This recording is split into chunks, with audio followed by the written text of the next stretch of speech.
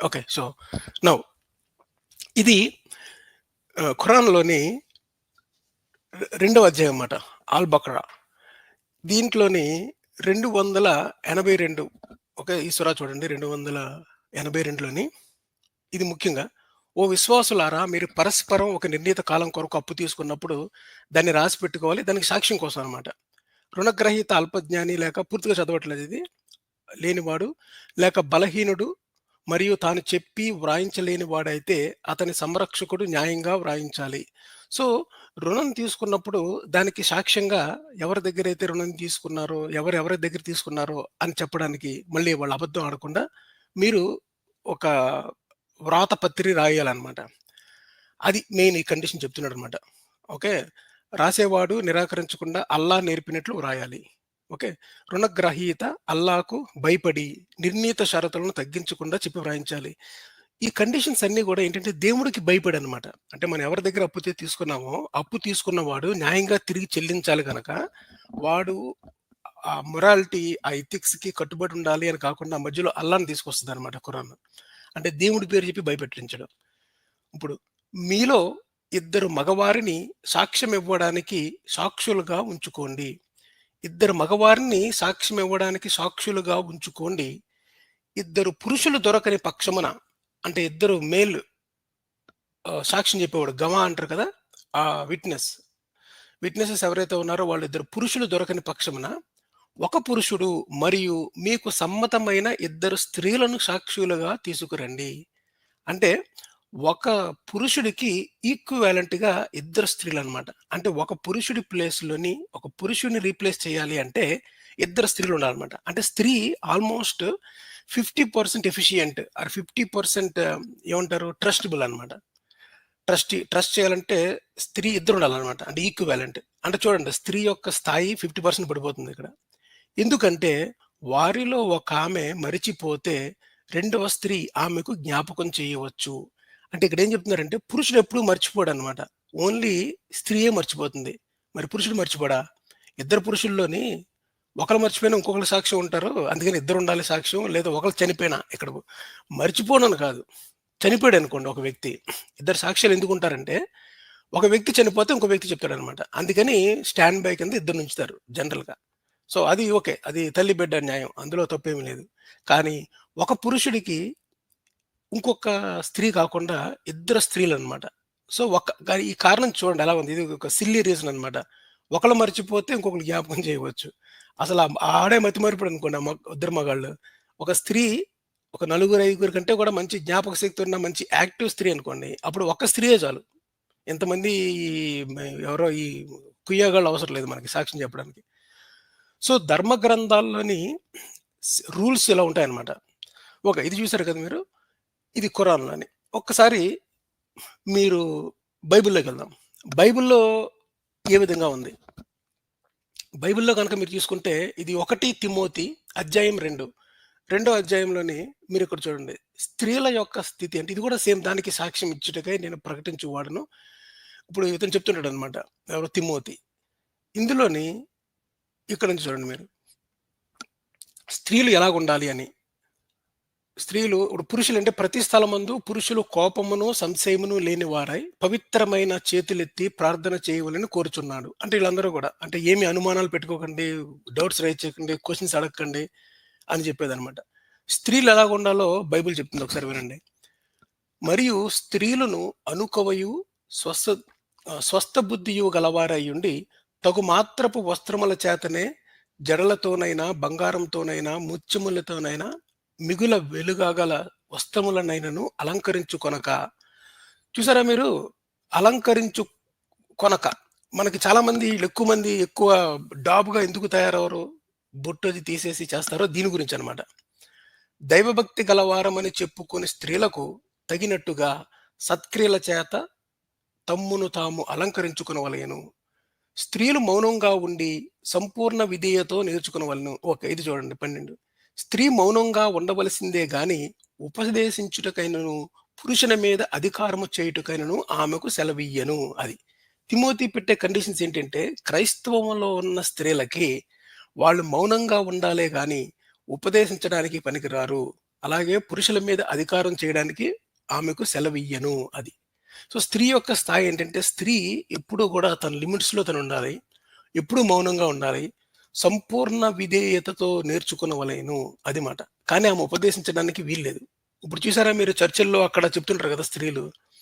అసలెవరు చెప్పడానికి వీల్లేదు. అసల వాళ్ళకి ఆ అధికారమే లేదనమాట బైబిల్ ప్రకారంగా. సో, స్త్రీల యొక్క దుస్థితి ఇది. సో, చూడండి మీరలాంటప్పుడు స్త్రీకి చాలా ఉన్నతమైన స్థాయి ఇచ్చారు కదా అని చెప్పారు కదా! ఎవరు హవ్వను లేతే ఆదాము, హవ్వను నిర్మింపబడేది కారా? ఆ ప్రశ్న ఇతనే లేవనెత్తుతున్నాడు. మొదట ఆదామును తరువాత హవ్వయును నిర్మింపబడిరి కారా? మరియు ఆదాము మోసపరచబడలేదు గాని స్త్రీ మోసపరచబడి అపరాధములో పడెను. ఏది ఆ స్నేక్ వచ్చి పాము వచ్చి చెప్తుంది కదా! ఆ పండు తిను అదేం తప్పులేదు ఏమవ్వదు దేవునికి అబద్ధం చెప్పాడని చెప్తది కదా! అది. స్త్రీ మోసపరచబడి అపరాధములో పడెను. అయినను వారు స్వస్థ బుద్ధి కలిగి విశ్వాస ప్రేమ పరిశుద్ధతలయందు నిలకడగా ఉండిన ఎడల శిశు ప్రసూతి ద్వారా ఆమె రక్షింపబడును అది. వీళ్ళకి మోక్షం ఎప్పుడంట? స్త్రీ ఎప్పుడైతే మోసగించబడి అపరాధంలో పడిందో, తిరిగి ఆమెను ఎప్పుడు పడుతుంది అంటే, శిశు ప్రసూతి ద్వారా. అంటే ప్రసూతి ద్వారా జరిగిన ఆ పెయిన్ ఏదైతే ఉందో, ఆ పెయిన్‌ని గనక ఆమె బేర్ చేయగలిగితే అదే ఆమె శిక్ష అనమాట. అందువల్లనే ఎవరో ఎప్పుడో చేసిన శిక్షకి, ఇది కర్మ సిద్ధాంతానికంటే బాబనమాట. కర్మ సిద్ధాంతంలో మీరు చేసిన తప్పులకి మాత్రమే మీరు బాధ్యులు. దీంట్లో అనుకోండి ఎవరో చేసిన శిక్షలకి కూడా స్త్రీ ఇప్పటికీ కూడా ప్రసూతి ద్వారా ఆమె శిక్షింపబడుతూ ఉంటదనమాట. సో, ఇది స్త్రీల తప్పుని చెప్పడం కోసమే. ఈ 2 గ్రంథాలు ఎందుకు చెప్పాను అంటే, ఈ 2 గ్రంథాలు ఎందుకు చూపించానంటే, ఈ మన ఈ బత్తాయిగాళ్ళు ఉన్నారు కదా! మన ఈ బూతు బత్తాయిగాళ్ళు, బోకు బత్తాయిగాళ్ళు అని పేరు పెట్టాం కదా లాస్ట్ టైము. వీళ్ళేం చేస్తున్నారంటే, పక్కోడి గ్రంథంలో ఉన్న తప్పుల్ని ఎతకడానికి మటికి అసలు ప్రతివోడు కూడా రేషనలిస్ట్ బాబు అనమాట. రేషనలిస్ట్ ఏంటి, మన హేతువాదులేంటి, ఇంకోటేమంటారు మనని, ఈ ఆహ్, మన నాస్తికులు, ఇంకా వాళ్ళకంటే కూడా అసలు బ్రెయిన్‌ని ఏమంటారు చేపలను తోమినట్టు తోమేస్తారనమాట షార్ప్‌గా చేయడానికి. వీళ్ళు తమ సొంత గ్రంథంలో ఉన్న బొక్కల్ని ఎప్పటికీ పట్టించుకోరు. ఇప్పుడు ఆ బొక్కలేంటో మనం చూద్దాం. ఇది యాక్చువల్‌గా ప్రతి వారం నేను ప్రెజెంట్ చేసేది మనుస్మృతి గాని, పరాశర స్మృతి గాని, రామాయణం గాని, మహాభారతం గాని ఏదో ఒక శ్లోకం తీసుకొని దాన్ని నేను మీకు ప్రెజెంట్ చేస్తానమాట. కొద్దిగా డీటెయిల్‌గా డిస్కస్ చేసి. దాని భాగంగా చేసే ఈ ప్రక్రియలోని నేను ఖురాన్‌లో కొద్దిగా, అలాగే మన బైబిల్‌లో కొద్దిగా. అది కూడా ఎందుకు చూపించానంటే, ఏ మత గ్రంథంలోనైనా స్త్రీలకు ఉన్న విలువ ఒక సెకండరీ సిటిజన్స్ కింద ఎలా కన్సిడర్ చేస్తారో చూపించడమే. ఈ 2 చూసిన తర్వాత మనకి ఈ 2 గ్రంథాలు చాలా అబ్బా! ఎంత గొప్ప గ్రంథాలురా అనిపిస్తాయన్నమాట. ఎందువలన నేను మీకు మూడో చూపించబోయే గ్రంథం అసలు అంతకంటే వరస్ట్‌గా ఉంటదన్నమాట. ఓకే. థాంక్ యూ అండి. మెంబర్‌షిప్ తీసుకున్న వాళ్ళకి సతీష్ గారు మెంబర్‌షిప్ తీసుకున్నారు ఈరోజు. Thank you very much. ఇప్పుడు నెక్స్ట్ ఏం చేస్తానంటే, నేను 1 సెకండ్ నేను అది ప్రెజెంట్ చేస్తాను. ఒక్కసారి ఉండండి.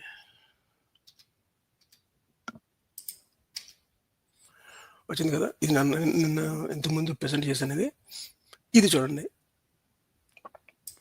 ఇది మనుస్మృతి 8వ అధ్యాయం. ఓకే. 1 సెకండ్ ఇది ఫుల్ స్క్రీన్ చేస్తాను మీకు.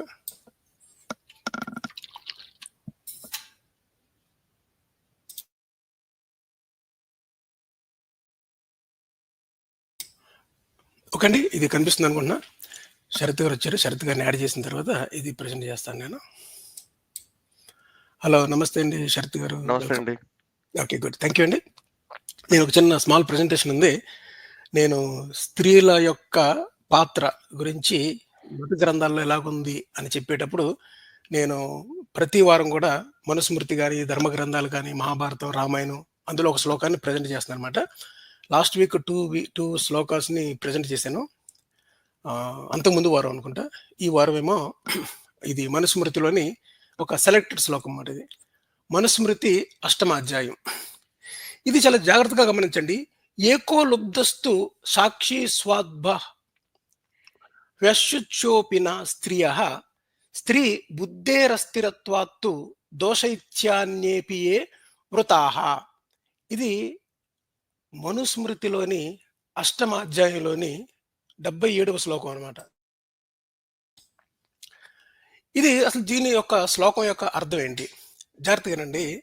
ఈ ఇంగ్లీషు కిందనేమో తెలుగు అన్నమాట. ఇది పెద్దగా పెట్టాను. ఫాంట్స్ అవన్నీ క్లియర్‌గా కనిపించడానికి 1 పేజ్ ఒకసారి చూడండి పూర్తిగా ఇది. సాక్షులలో స్త్రీల కంటే పురుషుడు గొప్పవాడు. ఇది మాట.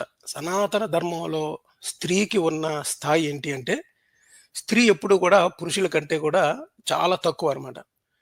ఒక స్త్రీ, పురుషుడు సాక్ష్యంలో పురుషుడినే ఎంచుకోబడతారు తప్ప స్త్రీని అసలు ఎంచుకోరు. లోభం లేని పురుషుడొక్కడైనా పవిత్రులలోనైనా అనే పవిత్రులైన అనేక స్త్రీల కంటే గొప్పవాడు. చూడండి, పతివ్రత స్త్రీలు మీరెవరినైనా తీసుకురండి. పతివ్రతలు అంటే మీరు ఇప్పుడు సీత పతివ్రత. అలాగే ద్రౌపది గాని, లేకపోతే మీరు ఎవరినన్నా సరే స్త్రీలలో ఏ గొప్ప స్త్రీని తీసుకొచ్చినా అనసూయ గాని, దమయంతి గాని, ఇంకా ఉన్నారు స్త్రీలలో మనకి ఆహ్, యు నేమ్ ఇట్. రేణుక గాని, ఎవరినైనా పెద్ద పెద్ద వాళ్ళు ఎవరినైనా సరే, అరుంధతి గాని, గొప్ప గొప్ప స్త్రీలు ఎంతమంది పట్టుకొచ్చినా సరే వాళ్ళందరూ కూడా పురుషుని ముందు దిగదుడిపే. ఎందుకంటే ఇక్కడ చాలా క్లియర్‌గా చెప్పాడు. లోభం లేని అంటే ఇలాగా ఈ డబ్బు గురించి గాని, మెటీరియలిస్టిక్‌గా లేని ఏ పర్సన్ అయినా సరే, ఏ ఒక్క పురుషుడైనా సరే, పవిత్రులైన అనేక స్త్రీల కంటే గొప్పవాడు. అంటే స్త్రీలు పవిత్రమైన ఎంతమంది గుంపు ఉన్నా సరే, ఇది మల్టిపుల్ ఇంటర్‌ప్రిటేషన్ చేయొచ్చు దీనికి. అంటే ఒక పురుషుడు ఎప్పుడు స్త్రీ కంటే గొప్పవాడే. ఇది ఫస్ట్ లైన్ అన్నమాట. సెకండ్ లైన్‌లో ఏంటంటే, పవిత్రమైన అనేకమైన స్త్రీల కంటే కూడా ఒక పురుషుడు ఎప్పుడు గొప్పవాడు. ఏ పురుషుడు? లోభం లేని పురుషుడు ఒక్కడైనా గొప్పవాడనమాట. చూడండి, స్త్రీల యొక్క పవిత్రమైన స్త్రీలు మళ్ళీ గూడా సీత కంటే గూడా ఒక లోభం లేని పురుషుడు చాలా అనేకమైన రెట్లు గొప్పవాడనమాట. ఓకే. కారణమేమనగా దీనికసలు రీజన్ ఏంటి? కారణమేమనగా స్త్రీ బుద్ధి స్థిరమైనది కాదు అది. స్త్రీ చంచలమైన బుద్ధి అనమాట. స్త్రీ బుద్ధి అస్తమాను మారిపోతూ ఉంటది. సో, ఇంతకంటే ఈ షేమ్ గాని, అసలు ఇంతకంటే స్త్రీలని దిగజార్చే శ్లోకం గాని మీకు ఏ గ్రంథంలో కూడా కనిపించదు. నేనందుకే అంతకుముందు మీకు ఖురాన్‌లో రిఫరెన్స్‌ని, అదే విధంగా బైబిల్‌లో రిఫరెన్స్‌ని ఆహ్, 2 తిమోతి 1 చాప్టర్ 2లో మీకు ఎందుకు చూపించానంటే అవన్నీ చూసి మీరు ఇతర మత గ్రంథాలను విమర్శించే ఈ బత్తాయి గ్యాంగ్ ఉంది కదా! బొక్కల doctor and gang. One second ఒక వాటర్ తీసుకుంటాను. 1 సెకండ్.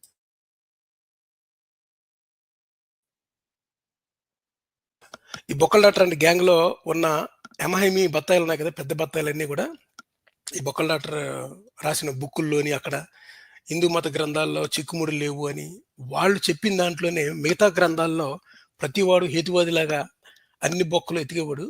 సొంత గ్రంథంలో మనుస్మృతి అష్టమాధ్యాయంలోని 77వ శ్లోకంలో చాలా క్లియర్‌గా ఉంది. కారణమేమనగా స్త్రీ బుద్ధి స్థిరమైంది కాదు. అట్లే వారు అనేక దోషములున్న వారు కాబట్టి చూడండి, ఈ బుద్ధి స్థిరమైంది కాదు అన్న మాట ఒకటే కాదు. వాళ్ళలోని అనేక దోషాలుంటాయన్నమాట. అనేక దోషములున్న వారు కాబట్టి పురుషుని సాక్ష్యము చాలా గొప్పది అది. నేను ఖురాన్‌లో ఇలా ఉంటది. ఎలాగా? ఒక పురుషుడికి ఇద్దరు స్త్రీలుండాలి. ఒక స్త్రీ మర్చిపోతే ఇంకో స్త్రీ చెబుతుంది అని. కానీ మనుస్మృతిలో అసలు స్త్రీని అసలు ఎలౌవే చేయట్ల. కారణం ఏమంటే స్త్రీ బుద్ధి స్థిరమైందే కాకుండా అనేక దోషములున్న వారు స్త్రీలు. కాబట్టి పురుషుని సాక్ష్యము చాలా గొప్పది. ఇది 77. నేను పక్కన ఈ రిఫరెన్స్ కూడా పెట్టానండి మన ఎపిసోడ్. లక్కీగా మనకి ఈరోజు మన ఎపిసోడ్ నంబరు, ఈ శ్లోకం నంబరు మ్యాచ్ అయిందనమాట. 77, 77 సేమ్ శ్లోకం. సో, మీరు ఎక్కడ చూసినా ఇదే అనమాట. అంటే ఇదేదో ట్రాన్స్‌లేషన్ తప్పు రాసేసాడు. ఏదో ఫుట్‌పాత్ మీద బుక్ కొనుక్కొచ్చాడు. ఈ పీడీఎఫ్‌లన్నీ కూడా జార్జ్ సోరోస్ పంపించాడు. లేకపోతే ఈ ట్రాన్స్‌లేషన్ అంతా బ్రిటిషోడు మార్చేసాడు అనడానికి ఏమీ లేదు. క్రిస్టల్ క్లియర్‌గా ఈ శ్లోకానికి అర్థం ఇదే. అదే మీరు అన్ని రిఫరెన్సెస్ తీశాను. ఇది ఇంగ్లీష్ రిఫరెన్స్ చూడండి. One man who is free from covetousness may be చూడండి accepted as witness. Okay. Free from లోభం అండి. కౌటస్‌నెస్ అంటే ఏంటంటే ఒక మెటీరియలిస్టిక్‌గా గ్రీడీగా ఉండే పర్సన్ అన్నమాట. Witness. But not even many pure Sharath గారు ఇది మీరు చదవండి 77. చదివి మీరు ఎక్స్‌ప్లెయిన్ చేయండి మీనింగ్. Sure అండి. One man who is free from covetousness may be accepted as weakness, but not even many pure women, because the understanding of females is apt to waver, not even many other men who are tainted with sin. అది. ఈ tainted with sin అంటే పాపం అంటుకున్న వాళ్ళనమాట ఈళ్ళు. అంతే కదా! పాపం హ్మ్. అంటుకున్న పాపాత్ములైన మగవాళ్ళ హ్మ్. కన్నా, ఎంతో మంది మగవాళ్ళ కన్నా నో. హూ పవిత్రులై are tainted with the sin జనరల్‌గా అనేది ఆడవాళ్ళు హ్మ్. అటు ఇటు చంచలంగా ఉంటారండి. దాని మీనింగ్. కరెక్ట్. రైట్. అంటే స్త్రీల యొక్క స్థితి ఎంతుందంటే, ఎన్ని పవిత్రులైన స్త్రీల కంటే కూడా అతను చాలా గొప్పవాడు. అయినా పాపంలో ఉన్న ఏవైనా చిన్న చిన్న లోపాలున్న పురుషుడి కంటే కూడా స్త్రీలు అతని ముందు ఎందుకు పనికిరారు? అంతే కదా! అంటే ఈవెన్ పురుషుల్లో కొన్ని లోపాలు ఉన్నా సరే, వాడే స్త్రీల కంటే బెటర్ అయిన వాడు. ఎందుకంటే స్త్రీలలోనే అనేక దోషాలున్నాయి గనక. పైగా పక్క నుంచి ఏమంటారంటే, మేము ఆడవాళ్ళని పూజిస్తున్నాం, పూజలు చేస్తున్నాం అంటారు. చూస్తే ఇది స్టేటస్. ప్రాక్టికల్ మ్యాటర్స్‌లో ఇది స్టేటస్. కరెక్టే.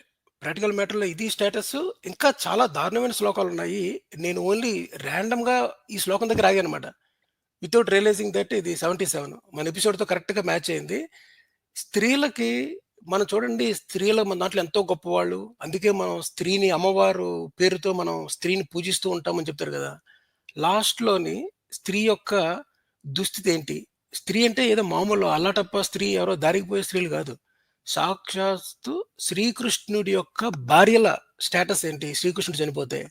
శ్రీకృష్ణుడు చనిపోతే శ్రీకృష్ణుడి 5గురు భార్యలు అగ్నిలో ప్రవేశిస్తారు. అంటే సతీ సహగమనం చేస్తారన్నమాట. 5గురు స్త్రీలు. స్త్రీల యొక్క దుస్థితి అది. మన హిందూ మత గ్రంథాల్లో మాట. పైకి వీళ్ళు స్త్రీ అంటే మాకు చాలా గొప్పది. స్త్రీ అంటే మాకు ఏంటి పూజ్యనీయురాలు. అందుకే మనకి స్త్రీ ఇళ్లల్లో మనకి మ్యారేజ్ అయినప్పుడు నెక్స్ట్ వీక్ నేను మ్యారేజ్‌కి సంబంధించిన కొన్ని శ్లోకాలు వేదాల నుంచి తీసుకొస్తాను. తీసుకొచ్చి చెప్తానన్నమాట. ఈళ్ళు ఇప్పటిదాకా నాటకాలు ఆడుతున్నారు కదా! ఏంటి పెళ్లి మంత్రాలు వక్రీకరించారు. ఇది నాలుగో భర్త అంటారు కదా! మొత్తం అన్నీ తీసి మొత్తం బట్టలెప్ప తీసి ముందు పెడతాను వేదాల్లో.